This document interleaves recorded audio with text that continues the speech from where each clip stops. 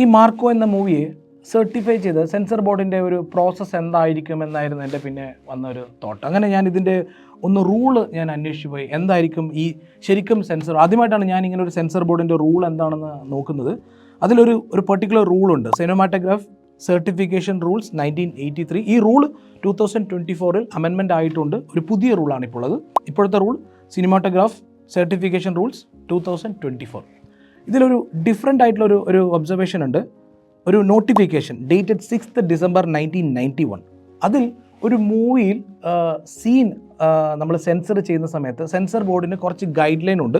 ആ ഗൈഡ് ലൈനിൽ സെക്കൻഡ് ക്ലോസിൽ പറയുന്ന 1-2 കാര്യങ്ങളുണ്ട്. അതാണ് എനിക്ക് വളരെ അട്രാക്ഷൻ ആയിട്ട് തോന്നിയത്. ഒന്ന്, ഒരു മൂവിയിലെ സീനിൽ വയലൻസിൽ നമ്മൾ ചിൽഡ്രനെ, ഫിസിക്കലി ചലഞ്ച്ഡ് ആൾക്കാരെ, ആനിമൽസിനെ ഇൻവോൾവ് ആകുന്നു. പ്രഗ്നൻറ്റ് ലേഡി എന്ന് പറയുന്ന കാറ്റഗറി ഒന്ന് പറഞ്ഞിട്ട് ഇവരെയൊക്കെ ഇൻവോൾവ് ആക്കുന്ന സമയത്ത് വളരെ സ്ട്രിക്റ്റ് ആയിട്ട് നമ്മൾ ആ സീൻസ് സെൻസർ ചെയ്യണം എന്നുള്ളതാണ് ഗൈഡ് ലൈൻ.